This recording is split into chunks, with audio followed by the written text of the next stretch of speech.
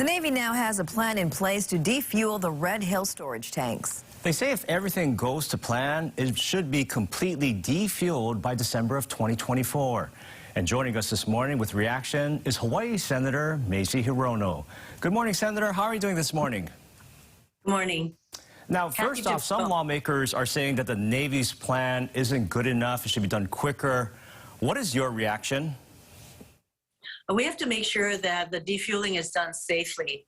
So we're not going to sacrifice quickness for safety, and that is the proposal that is there for the Department of Health, who has to give the okay to this safe defueling plan. So I think that that is first and foremost our concern. This is a multi-hundred-page plan. I suggest that people read it.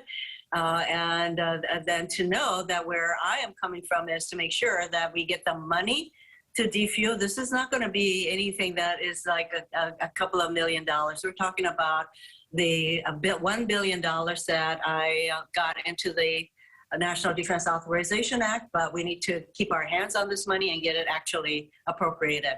So safety first and foremost. Right now, people should know that the tanks are shut down, and we are monitoring if there's any fuel left in the pipes that may be leaking. And as far as I know, that is not happening. So we all are going to need to work together to get this done for the safety of our community.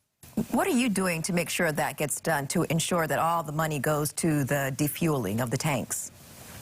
Well, one of the biggest things was to continue my discussions with the Secretary of Defense and the Deputy Secretary about the importance of the money. So the $1 billion that is in the National Defense Authorization Act is through the committee that I sit on, the Senate Armed Services Committee. Then we have the Appropriations Committee that actually has to appropriate the amount. So that involves me working with the appropriators to make sure that money is actually appropriated. Now, Senator, you talked about how detailed this plan is for the Navy, and they talk about working on the infrastructure and repairs. Any concern in terms of how they're going to be storing the fuel during this time frame? What's your biggest concern?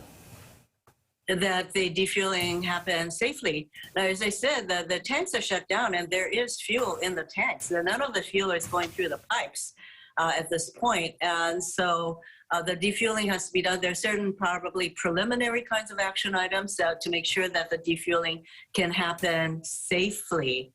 So that might mean we might need to do some remediation of the infrastructure. I don't know. So that is what we now have to review. And as I said, the State Department of Health has the optimal, well, what is the word I'm looking for? They are the ones that are going to have to okay this plan in order for us to proceed.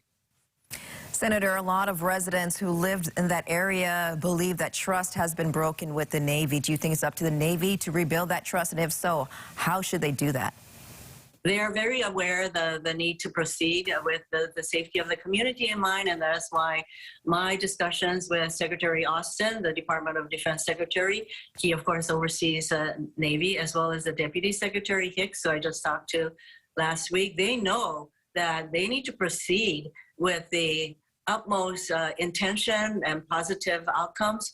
It also requires all of us, because they're more than, it requires the Department of Health, it requires the Environmental Protection Agency, all of us to be very transparent about how we're going to do this. So just know that I will continue to monitor and provide the kind of oversight that needs to happen so that we can defuel. At the same time, you know that I've been here for almost a week, and I've had a lot of meetings with other people, community leaders regarding the abortion issue, and community and business leaders on how they contended with COVID and the federal money that really helped them out. So I've been doing a number of other things that really matter to our community, including, by the way, one of the really important things is the construction of the Senator Daniel Akaka Veterans Care Facility. That is a huge thing. It's been 10 years in the making, and it is being constructed now. It is going to be one of the biggest community-based outpatient clinics in our country. And it's going to provide care for veterans, not just in Hawaii and Oahu, but veterans who served in our military who live in places like Guam and on the Pacific Island nations. So this is a huge, huge deal. So I visited the construction site yesterday. All right, very important, like you said, very huge deal. And also your oversight on the defueling plan and the process, also very important. Your time as well. So we thank you so much, Senator Hirono, for joining us once again this morning. Thank you. And abortion looms large, too, for people in Hawaii. We know that. These issues do not, Hawaii has a lot of protections, but this issue and other issues relating to the LGBTQ plus community is going to impact all of us in Hawaii, also not just on the mainland. So I will be having meetings with those leaders and advocates. All right. Thank you so much, Senator Hirono. Have a great holiday weekend. Aloha. Over on Maui.